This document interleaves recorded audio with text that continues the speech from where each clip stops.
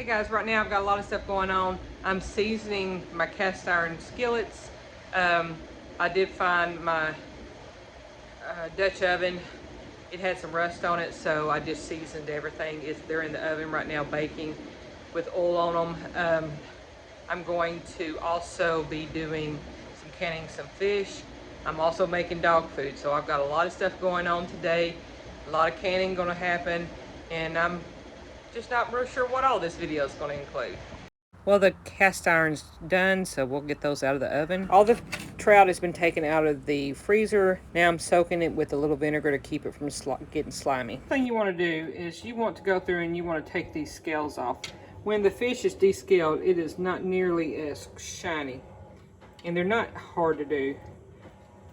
You just take a knife and scrape it and they fall off. So I don't have my, I got fish soaking over there in vinegar to help with this. It takes the slime off. Once you go through here, you want to take out these fins, both of these fins, and then the dorsal fins also. Take those out. I cut my tails off. You can probably keep them, they'll pressure can, and just add a lot of calcium into the meat. And make sure you clean out the insides really well. Get all that out.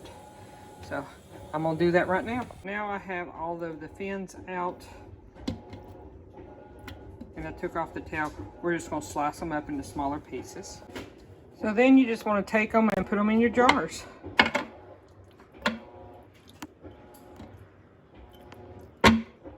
So after doing a few of them and realizing it is very difficult to cut these things up. These have been frozen, so they're not in the best of shape. They're not, well, it's not that they're not best of shape, but they've been frozen. So what I'm going to do is I'm just going to kind of fold them up and stick them in the jar. And I can do 2 fish just like that. So as always, you want to make sure to clean your lids with vinegar. Make sure that there's nothing wrong with the lid. There's no grease or anything on the top. Like there's fish right there. You know, guys, I would suggest to you, gosh, I don't know what the suggestion is. This is messy. It's stinky. And when I get through with this, I'm going to bleach everything down. But if you're going to do this, I would not suggest freezing them and letting them stay very long, because they just get kind of soft. They're very difficult and they get real flaky. They're very difficult to cut once you have frozen them. You just don't have a good setup there. Now, as I said before, it is a mess. You can see there's just stuff everywhere.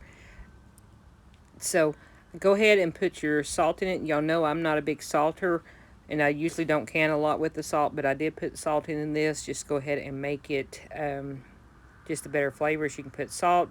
I've seen people do lemon pepper, whatever seasonings you want on this. I'm just doing salt and pepper. That's it. Put your lids on after you made sure the rims are nice and clean, finger tight. This is a raw pack, so raw fish, no water. You do not have to fill it up to the 1 inch. Just raw pack it, put salt on top, and then put it in the canner. All right, so now that all the jars are in here, remember 2 quarts of water or up to 2 inches of water on here. You can go ahead and turn these on, and then you want to get your lid on. This was done as a raw pack, and the water and the jars were all cold, so we're starting from the very beginning. Just now turned the heat on, so everything will heat up together. Once it starts steaming, you got 10 minutes to let this steam out. Put your weight on according to your altitude, and then it will process for 100 minutes. So here we go. So as the fish is processing, got dog food over here. So this morning I put in I had some pork chops that were left over from a meal that we were not going to eat. So I put them in here. There were some potatoes that was left over that I had processed. They're in here. And then I put a pound of deer meat in here also, ground deer meat. And then I put it in the process to pressure can. And I did it for like 15 minutes. And then I went along and I had all this extra juice in there, so I put rice in. I have no idea how much rice I put in, but I put rice inside of it. And now that that's all done, I went through and I put 1 jar of green beans, in which I will add another thing of green beans. And I will add some carrots in here.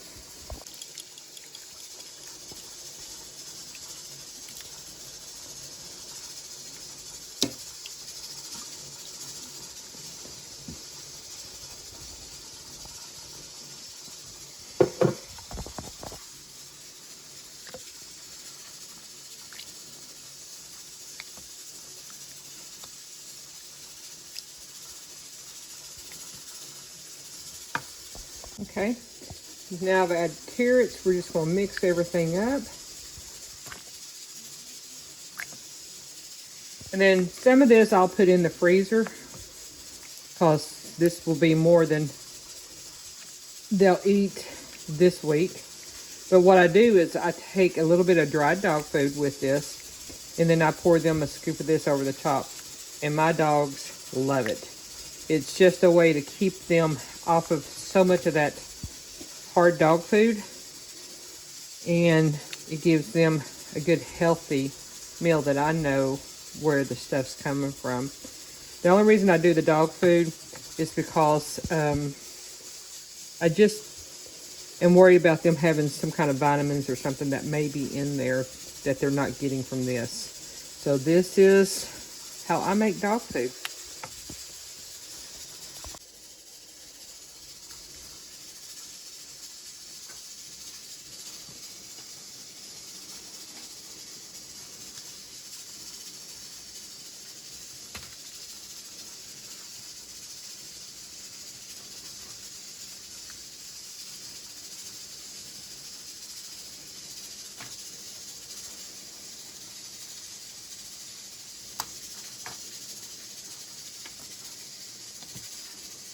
And as you can tell, they know what that means.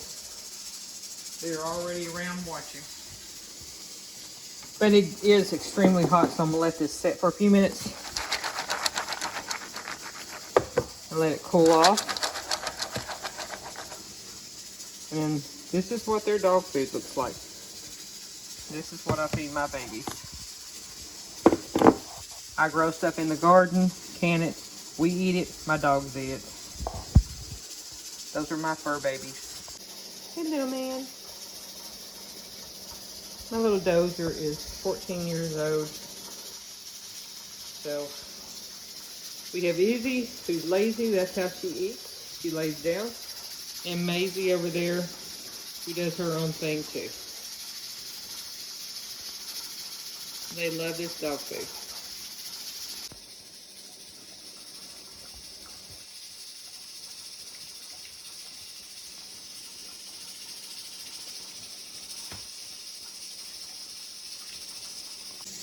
So I put it in a big container and I put it in the refrigerator. And then as every day, I just take a little bit out.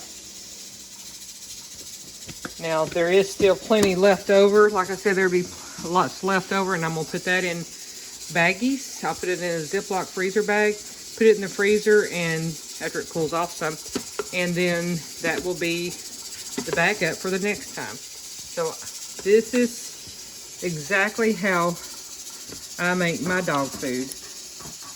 It's whatever kind of meat I have, I boil it down, or I pressure cook it actually in my Instapot. And then with all the broth and stuff that's left off of that, I throw a couple of cups of rice inside there, set it and let the rice cook. Then I throw in green beans and carrots. And then I will put a little bit of hard dog food in there with it. So this is how I feed my dogs. They're good and healthy. I have a 14-year-old that's just living life to the fullest, and those two are doing well also. I am sometimes putting turmeric inside there. It's supposed to be really good for the joints. I may sprinkle a little powdered turmeric in there also for them. All right, just mixed some bread. Got it sitting here, sprayed it with non-stick spray. Gonna cover it up and let it rise for at least an hour.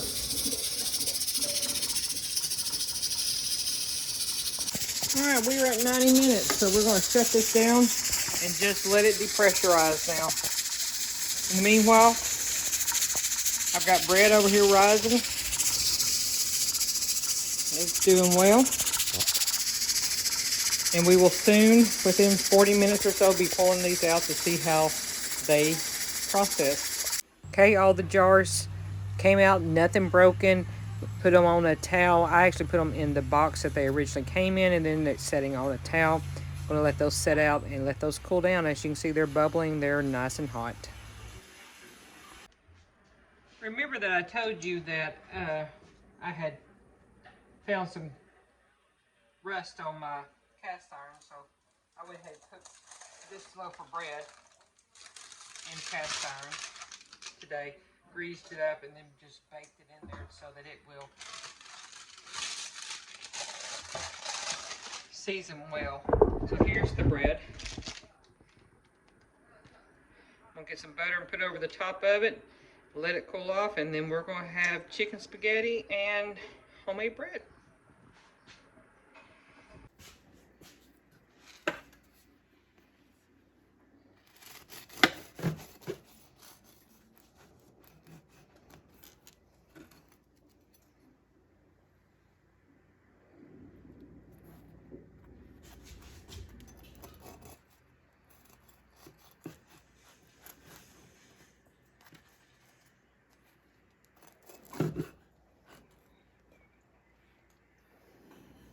Mmm. It's delicious. What? The bread. Oh, it's ready? It's ready, babe.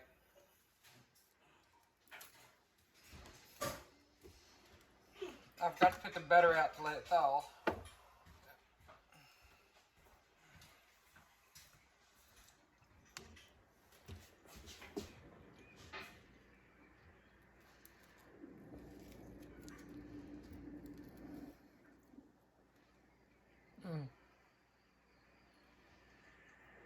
Well, guys, thanks for watching.